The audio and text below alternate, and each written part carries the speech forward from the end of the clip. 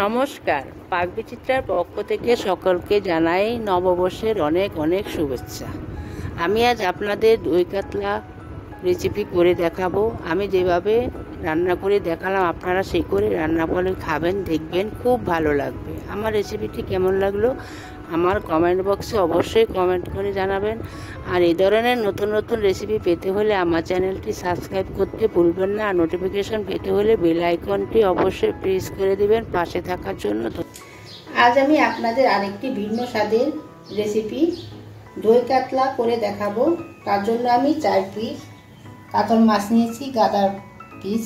আপনারা চাইলে গাদা পিস পেটি মিশিয়েও করতে পারেন অথবা গাদা অথবা পেটি দিয়েও করতে পারেন। এখানে আমি হলুদ গুঁড়ো নিয়েছি 1 টেবিল চামচ, কাশ্মীরি লঙ্কার গুঁড়ো নিয়েছি 1 টেবিল চামচ, জিরে গুঁড়ো নিয়েছি 1 টেবিল চামচ, ধনে গুঁড়ো নিয়েছি 1 টেবিল চামচ, গরম মশলা নিয়েছি 4 চামচের 1 চামচ। ফোড়নের জন্য নিয়েছি একটি তেজপাতা, 4 চামচের হাফ চামচ গোটা সাদা জিরে, 2 টুকরো দারুচিনি, 3টে এলাচ, আমি ছোট এলাচ মুখ ফাটিয়ে নিয়েছি। এখানে কাঁচা লঙ্কা পেস্ট নিয়েছি, আমি মিক্সিতে পেস্ট করে নিয়েছি। 1 টেবিল চামচ আদা পেস্ট নিয়েছি, 1 টেবিল চামচ আদাটা আমি মিক্সিতে পেস্ট করে নিয়েছি। এখানে রসুন পেস্ট নিয়েছি 1 টেবিল চামচ। 2টো মিডিয়াম সাইজের পেঁয়াজ আমি মিক্সিতে পেস্ট করে নিয়েছি। রসুন আমি মিক্সিতে পেস্ট করে নিয়েছি। টক দই নিয়েছি 2 টেবিল চামচ, নুন নিয়েছি, চিনি নিয়েছি। এখন আমি মাছটা নুন, হলুদ আর টক দই দিয়ে মাখিয়ে নেব। হাফ টেবিল চামচ নুন দিয়ে দিচ্ছি,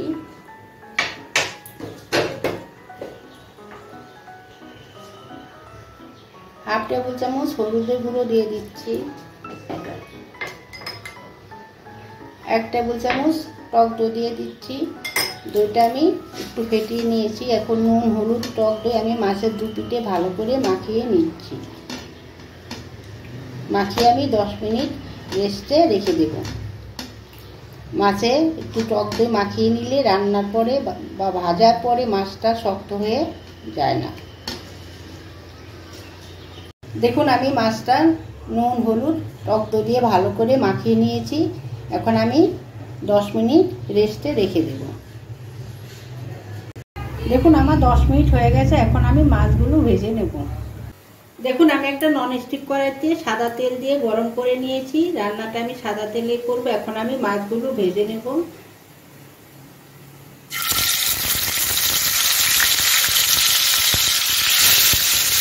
দেখুন আমার মাছ ভাজা হয়ে গেছে। আমি একটু লাল করে ভেজে নিয়েছি। আপনারা আপনাদের পছন্দ অনুযায়ী মাছ ভেজে নিতে পারেন। দেখুন আমি যে তেলে মাছ ভেজে নিয়েছি সেই তেলে আমি রান্নাটা করব। এখন ফোড়নে দিয়ে দিচ্ছি 3টা ছোট এলাচ, 2 দারুচিনি, গোটা জিরে আর তেজপাতা।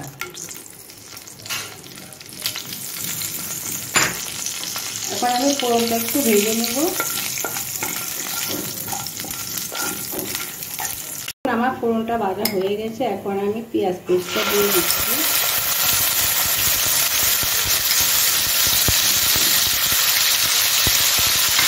পেস্টটা নেড়ে চেড়ে ভালো করে একটু ভেজে নিচ্ছি।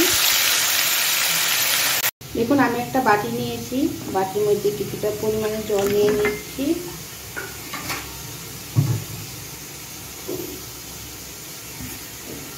এখন হলুদ গুঁড়ো, ধনে, জিরে, লাল লঙ্কা সব কিছু মিশিয়ে একটা পেস্ট তৈরি করে নেব। দেখুন পেঁয়াজটা আমি ভেজে নিয়েছি, কালারটাও চেঞ্জ হয়ে গেছে, হালকা ব্রাউন হতে শুরু করেছে। এখন আমি রসুন পেস্ট, আদা আর কাঁচা লঙ্কা পেস্টটা দিয়ে দিচ্ছি। 1.5 থেকে 2 মিনিট কষিয়ে নিচ্ছি। দেখুন আমার 2 মিনিট হয়ে গেছে। এখন আমি বানিয়ে রাখা পেস্টটা দিয়ে দিচ্ছি। এখন আমি 4 থেকে 5 মিনিট ভালো করে কষিয়ে নিচ্ছি।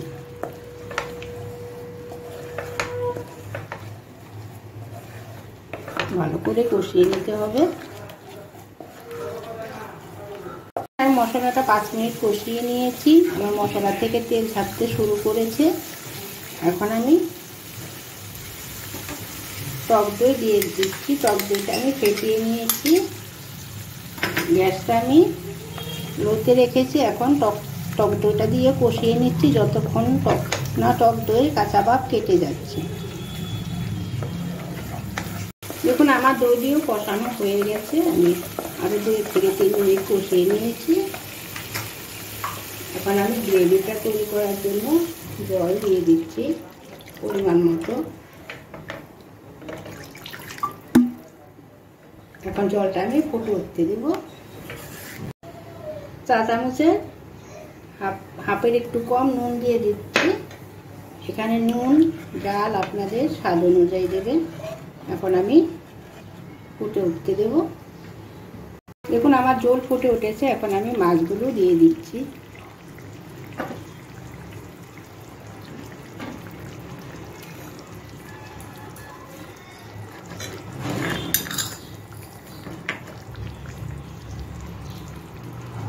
হাফ টেবিল চামচ চিনি দিয়ে দিচ্ছি।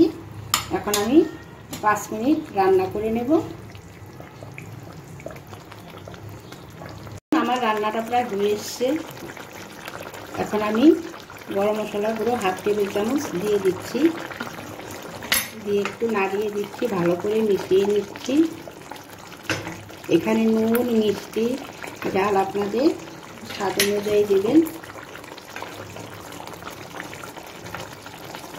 দেখুন আমার দই কাতলা তৈরি হয়ে গেছে। এখন আমি নামিয়ে ঠান্ডা করে গরম গরম ভাতের সাথে পরিবেশন করব। এই রেসিপিটি আমি কাতলা মাছ দিয়ে করেছি। আপনারা চাইলে রুই মাছ দিয়েও করতে পারেন। দেখুন আমার দই কাতলা তৈরি হয়ে গেছে। আমি যেভাবে রান্না করলাম আপনারা সেভাবে রান্না করে খাবেন, দেখবেন খুব ভালো লাগবে।